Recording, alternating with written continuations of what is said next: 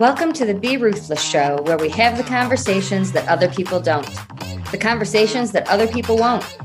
I'm your host, Sam Ruth, and I'm ready to make a lot of noise and disrupt things, ruthlessly. Thanks for being here today. Now let's get to it.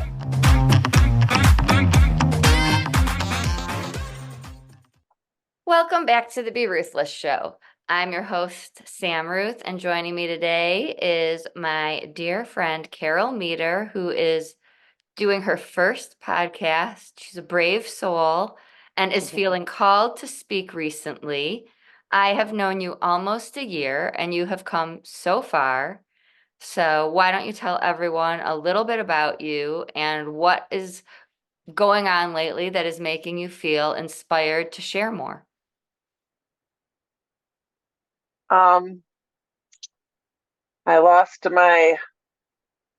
my boyfriend of 20 years ago, March 11th of 2022, and I guess it was it was pretty hard because at the end it wasn't very happy. It was almost like I was happy that it was all over. He had a stroke in September of 2020, and yeah, like sometimes it's not always a love story, and I guess it's okay. And we talk So about that, right? Mine is, and I talk about the happy things and it's not always, and people are allowed to be angry and relieved and any emotion that someone is going through, and your journey was bumpy. yeah, like I say, he had a stroke in September 2020, and we drove truck over the road for 18 years together. And at that time, he just couldn't do it anymore. He They wouldn't allow it. He had a stroke. He could have came back from it, but he just got so depressed from it that he just started drinking. And and I literally watched him drink himself to death for a year and a half. And no matter what I did, how nice I thought I was, how helpful I thought I was, it didn't seem like it helped. we He went to rehabs, like a couple of rehabs in that time. I would call the police because he was so far like down because he was a diabetic. He was so far gone that I had to call the police, and it would be forced on him to go to the hospital to get taken care of. And the last time when I picked him up, he said to me, "What did I do that for?" I says, "What?" I says, "What?" He says, "What did you do that for?" I says, "Well, I saved your life." He says, "Yeah, what did you do that for?" It's like there was just nothing I could do. So it made me so angry. I was so angry at him when I came home one day after being out on the road for a week. He was dead in his chair. And I can't say that I was happy. I was just so relieved, but it's so conflicting to be relieved that he's gone and out of your life and you don't have to deal with it anymore. It's it's a very conflicting thoughts that go through your head. It's just not easy to be, you know. Yeah. You said Just nothing's off limits, so I can say that you're in some of my groups and you're so yeah. helpful when someone else is talking about dealing with someone drinking or on medication to talk about how that changes someone and how you're not interacting with the same person. You've seen that side of addiction, Yeah. and pain. So you know that somewhere along that year and a half, you were dealing with a different, you weren't dealing with the same person. Right. Yeah. Something just took over. His depression, his just not willingness to live. He was he was like the matriarch of the family. He always took care of everybody. We made a good living driving truck over the road. So it was almost like if anybody needed anything, any help or anything, he was always the one that was there for everybody. And I think too, is like he couldn't do that anymore. He couldn't be that person. He couldn't be that same person. So I don't know. He just lost it, lost the will to live. So what has your journey been over the last couple of years getting through that loss? Well, the first year I didn't really cry. I just drank. I wasn't really a heavy drinker. I always thought of myself as a um just like a one that can just drink and get through it. I'm not thinking of the word. Functional. Yeah, the functional alcoholic. Yes, thank you.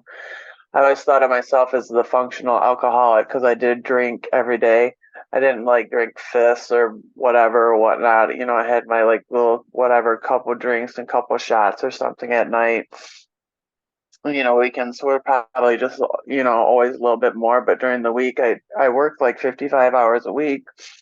Always been a hard worker. But then I decided to go out on the 1 year anniversary and found myself at a casino. I went to see a comedian and just found myself with too many people, too many lights in a casino, having panic attacks. My anxiety went right through the roof, and just found myself got in trouble and got arrested for an OWI. They call it operating while intoxicated. Well, I was just kind of sitting in my car in the parking lot because I kind of got kind of was getting mad at my girlfriend because I was tired. I wanted to leave, and she was all whatever happy and whatever winning at the casino, and I was angry at her, so I was f-bombing her. The security people came, and yeah, it just turned into a mess. Turned into a mess. Lost my license. Lost my job.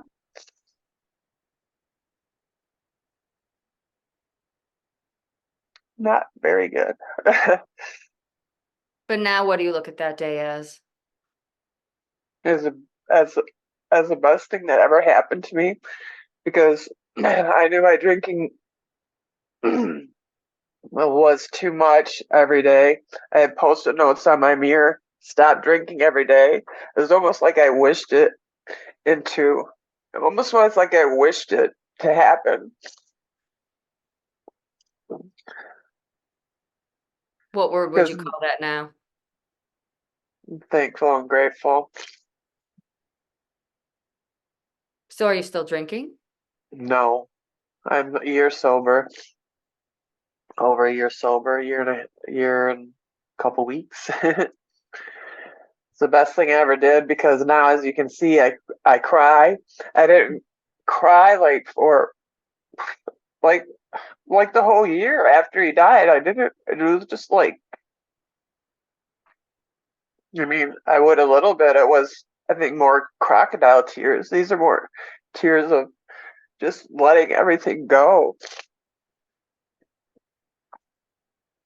forgiving myself. Sometimes I think I wasn't the kindest person I could have been, You're not but driving. but you're working Yes. and you're having these ahas. I didn't drag you here. This was your idea. You've been throughout this year that I've known you, little ahas along the way, but over the last, I don't know, would you say 4 to 6 weeks? Like big ahas. Yeah.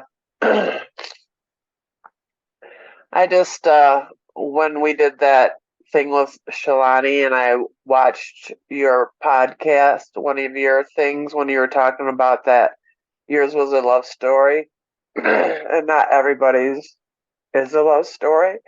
It's almost like I was like, right? That it was like speaking to me because mine wasn't really, you know, at first we were together for 20 years, so a lot of things happened in 20 years. A lot of things happened in 20 years. And Carol is talking about Shalini Brault, who Yes, is magic, yes. amazing, my dear friend. But there isn't really, I'm not the best at describing her work. I call it magic. Some people say it's like a warm hug, but why don't you help me and explain? So she does all sorts of energy healing, all sorts of work, but with my group, she's part of Team Ruthless. She comes to Ruthless in the Rockies to my retreats, but we do these monthly calls. She joins and she does this angel energy healing. So Carol is referencing one of those calls that you felt like she was speaking directly to you, and talk about it because I just, rave about her and tell everyone, come try it. You have to experience it to understand it, like a paid advertisement or something. So what Yeah. what would you say it's like? Well, it was just kind of um it was something because I watched that video of you talking about yours was a love story, and I had been thinking about speaking and talking, and when I heard that, it was like that's me. Mine wasn't the love story at the end. And then when and then I listened to it that morning, and then we met with Shalani, and it was almost like she was talking about speaking, and and I was like, oh my gosh, it seemed like she was just talking to me, and the cards that she flipped, it was almost like she was telling me this is what I needed to do. I needed to help people. Right. So, But so we sometimes have it's just, yeah, it's not a lecture. She, in our little container from our retreat last September, as the month comes to an end. So I guess we're approaching the end of April. The end of this month, the next angel will reveal itself to her, and she will, on May 2nd, it will be she will pull some cards like she did. yeah, And on this particular call, they were related to speaking. Some people might never want to speak. It's one of the biggest fears people have. So other people on the call might have gotten a totally different meaning, right? But Carol was like, oh, this is direct. She's talking directly to me. I think I do want to that's, start speaking. And Carol had just watched one of my podcasts where I was saying that just because me and Jim have this magical love story, not everyone does. There are people who deal with anger and these situations, and we need to be able to honor those feelings. And I don't want anybody in my world who hears my stories to think that you can only talk about your little fairy tales. So yeah, in those were two pretty powerful signs for you in that same little time frame, that you are leaning towards new things, opening your mind to new ideas, but you've always felt drawn to certain things. The whole time I've known you, at least, you have enjoyed what type of activities? Yeah, even a year ago when I met you and you gave us all a book and stuff, and you were talking about being an author and whatever. I'm like, I even said to you at that time, I'm like, oh, that sounds interesting, like something I should do. And yeah, so even Shalani, when she was talking about, I think I can't remember what angel or whatever, but then it like changed and then she said a different angel popped up, so it was really strange. And then she was talking, and I don't remember exactly the words or what we were talking about, but it just seemed like all of a sudden, why did a different angel pop up? Was the angel popped up to talk to me? And it almost felt like that's what it was. I don't know. But yeah, I'm drawn more to that. My intuition is pretty high. And when I met you, I was like, just, just. I was talking to my spirit guides. Just help me find somebody I need, whatever, you know. And I met you, Sam. Like I've said this many times. I'm like, it's like you were put there in my path for a reason. Not It's everyone talks that way, thinks that way. So you've always had spirit guides, intuition. You've always been into that world. because because my intuition when I've seen or felt or had, I mean, I don't know, I guess visions or thoughts, and I didn't pay attention to them, it would always come out to bite me afterwards.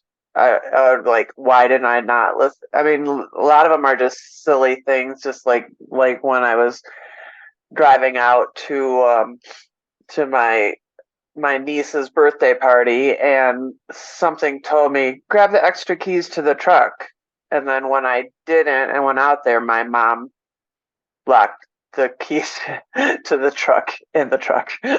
I'm like, oh yeah, you know. But there's a lot more just things. I don't know. Crystals, Yeah, tincture, you that place, um, that healing place near you. yeah, So it's been in your world. I wouldn't say you pushed it away. You just didn't necessarily, like we all do, yeah. believe maybe I am good at this, or maybe I can do this. When people start to validate and encourage and support and be our cheerleaders, it's easier to say, why not? I'm going to Why try not that. me? Why Yeah, not me? right. So, what's something else you're doing in a couple of weeks? In a few weeks, I'm going to the retreat in the Rockies. Is going You to get be to meet, amazing. you get to What? meet Shalini. And I get to meet Shalini. Oh, in a couple of weeks. Yeah, I don't think I get to. Yeah, I get to meet her, and it's going to be amazing because I, f- I feel like I feel like doors are opening to me. I feel like I'm on a new journey, and I feel like like the truck driving. I mean, now that he's gone, he taught me how to do that. Mr. Butler, I call him, my late Mr. Butler.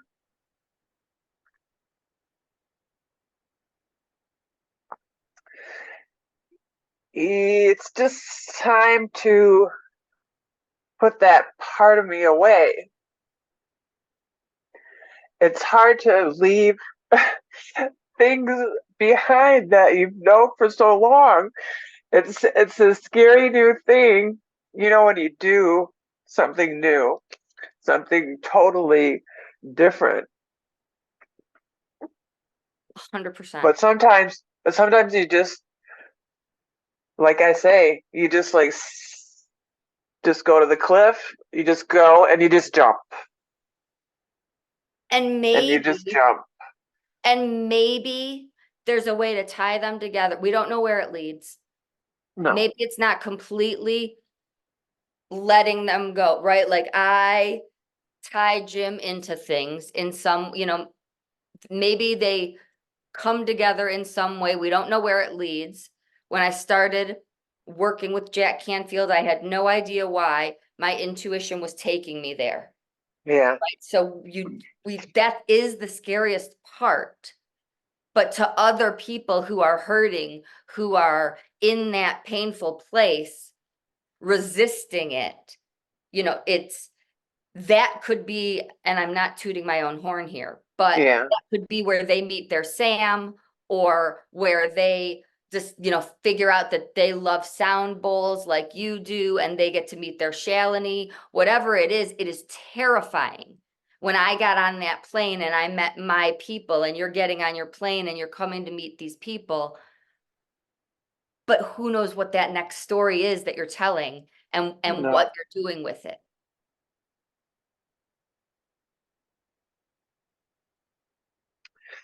Yeah. It's And like, you've got that creative. There's so many things that we haven't talked about that people don't know that you love, that you've always talked about to me, and to like things that you do naturally that you love, that you haven't been doing while you are hard at work. Your body's hard at work. And if we get to do things we enjoy and help other people, it's more gratifying. And maybe it's yeah. time that your body gets a break and you get to do the things you love that you've been doing on the side anyway.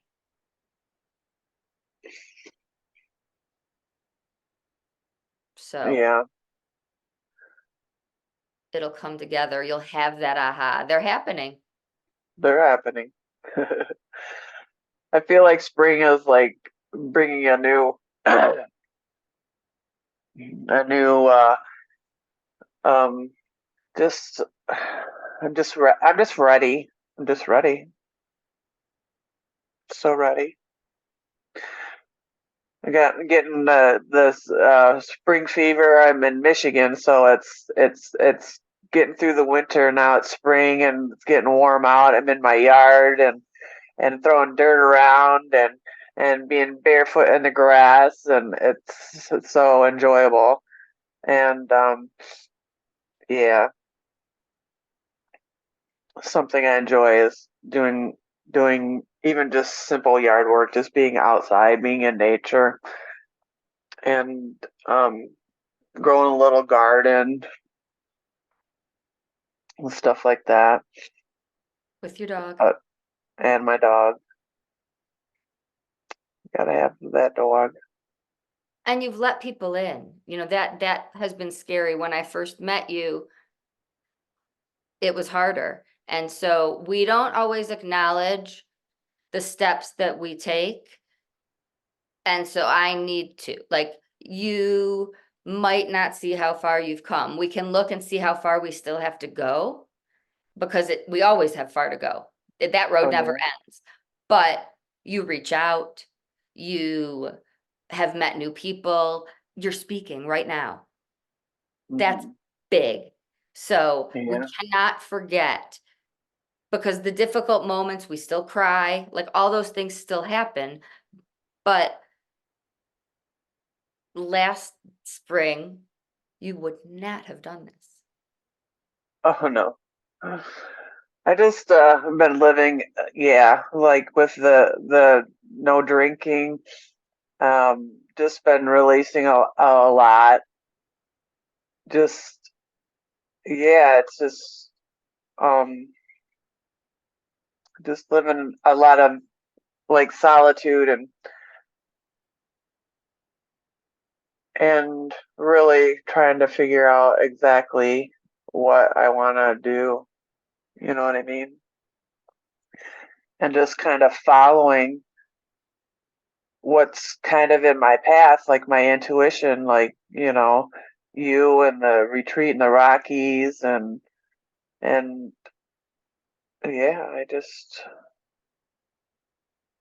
So to you last year, or to people who are still in the struggle, what would you say? What's a step? How can they connect with you, or how to your first meeting, or when you were writing down numbers but not calling or reaching out with people, to those people, to the people who say they'll come to group but don't come, to the people who are still not accepting help, what would you say?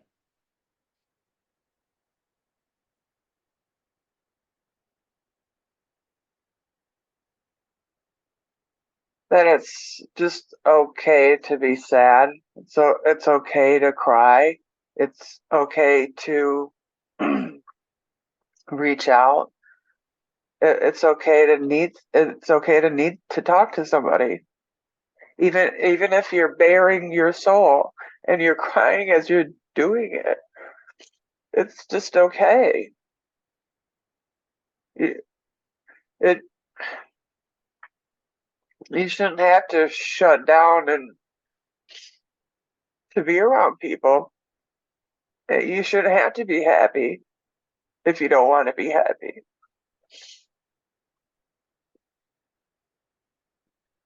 You can be relieved that that the person that you loved is gone and you don't have to deal with it anymore.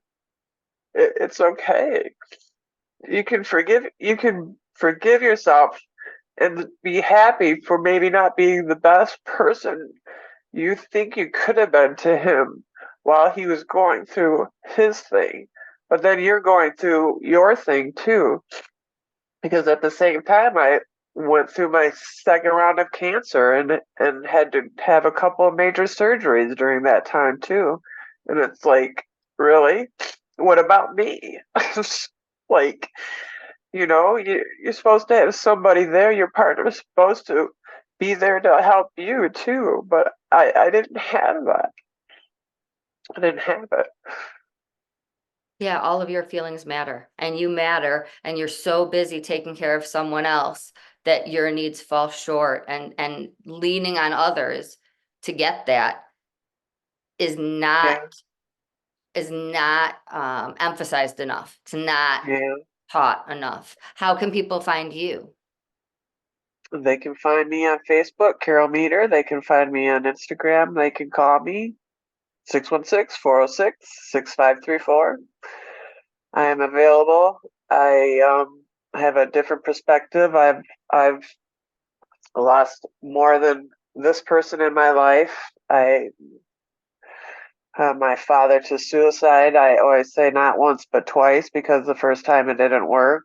My first boyfriend I was with because my father was a really bad alcoholic, so he basically died of alcoholism too because of his. And so therefore I just was always kind of the party girl and ended up with party guys, and I've lost every single man to drinking, drugs, or something. The one before this, I literally pulled off the couch and did the sweep of the tongue and straightened him out and stuff. Did like CPR on him because and come to find out he was already dead. And then I went into just then just went right into that next relationship, the trauma bonding thing. It's just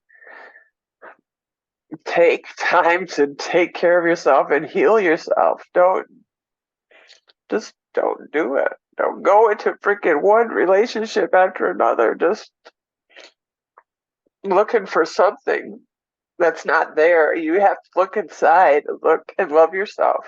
Forgive yourself, take care of yourself first before you can do anything else. And Can people that's what I've been doing for the last year. Is really just I quit drinking and I'm just doing Can people this. reach out to you about drinking? Oh yeah. Yeah. And when I got the OWI, the whatever, I drove in the parking lot for like maybe 200 feet, and that's how I got in trouble, just like sitting in my car, which I was really quite angry about, but hey, it's what needed to happen anyway, so I'm thankful for that because it's got me this far. I wouldn't have been here. And we talk about that, right? Like, Yeah. how can we look at these awful situations and say this was a positive thing? It really could have been worse. Had you not stopped then, Oh, I could have. you Oh, I could could have have really, been truly, drinking and driving. I could have gotten into an accident. I could have killed somebody. I could have killed for myself yourself. with somebody in my car. Yep. I mean, And that's myself what would. like people don't understand. We really don't know. We don't think that way. That like we just had an accident. We just got an OWI. But what if that officer didn't stop you? What if you went 200 more feet? Like we aren't really trained to think that way. But what was around the corner? Could have been somebody riding a bike. Yeah. I will put Carol's information in the notes so that you can connect with her. She is an amazing source of so many things that we didn't get to cover and constantly growing. And if you are stuck and in a place where you're just afraid to reach out, she was there not that long ago. Thank you so much for being brave and being in my world and being here. And I get to see you soon, and you should see us together. I'm barely over 5 feet, and you're barely under 6 feet, right? Yeah. I'm 6 feet. So we're a pair. But it's okay. We'll hug anyway.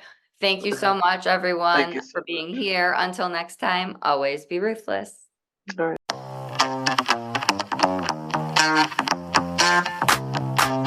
Thanks so much for listening today. Your support means everything to me, truly. If this podcast resonates with you, please do me a favor and join in the Ruthless movement by making some noise and doing one of these 4 things. Subscribe so you don't miss an episode. Tell a friend so we can break stigmas even faster. Leave a review so people can see what you think of the show. And last, if you want to learn more about me and be a part of the Grief Hab community, please head on over to the Facebook group. We'd love to have you.